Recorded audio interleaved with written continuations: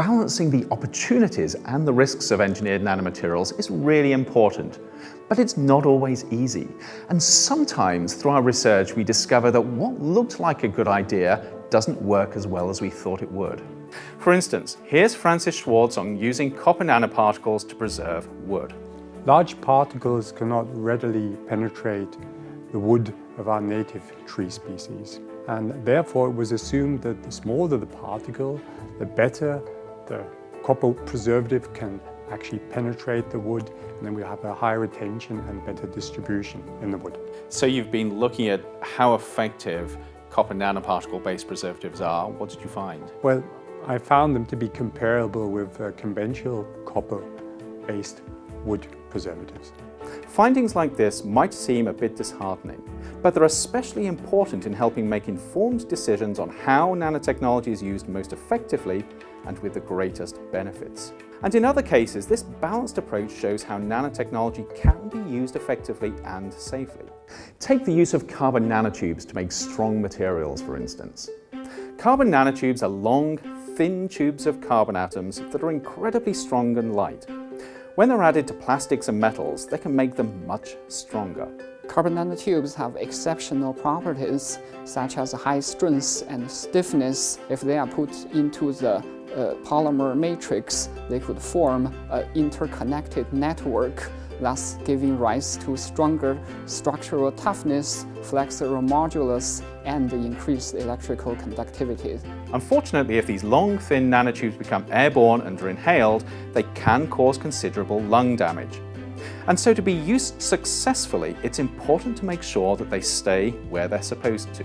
In your research, you looked at what the likelihood was of carbon nanotubes being released when these materials were aged or abraded or cut. What did you find? We produced a nanocomposite with epoxy and carbon nanotubes. We used aging experiments and immersed these composites into water, exposed them to UV light. In these experiments, we did not observe a release. However, in abrasion experiments, we did observe release. So the particles were released, included the polymer fragments with or without carbon nanotubes, and also a small amount of freestanding carbon nanotubes. Should we be concerned about this? We used the abraded particles in a toxicity study. So they are used for the lung cells, and we observed no acute toxic effects. Therefore, we think the effect is very limited. In the case of carbon nanotube composite materials, there are clear opportunities with using nanotechnology.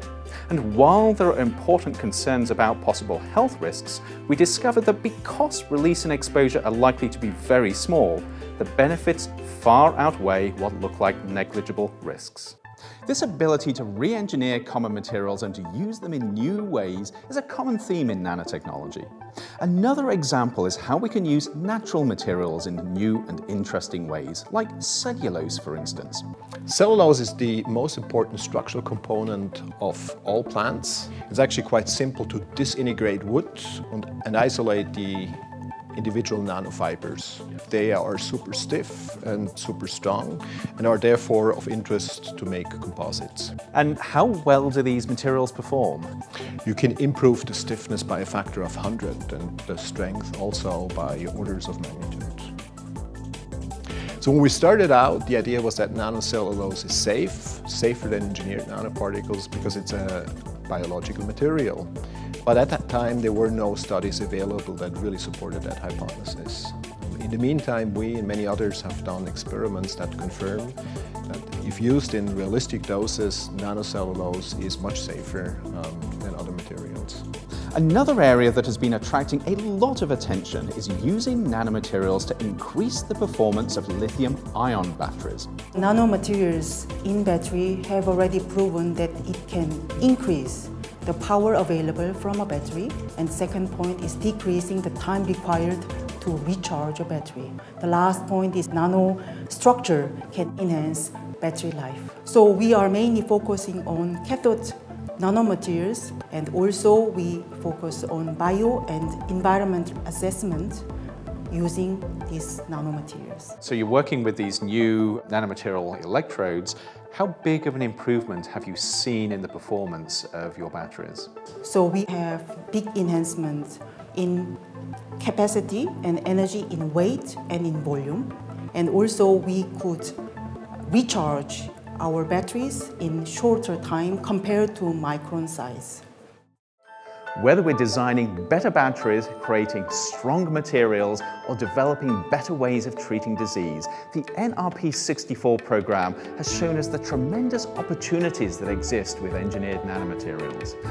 But we'll only be able to take full advantage of the opportunities of these technologies if we learn to use them responsibly.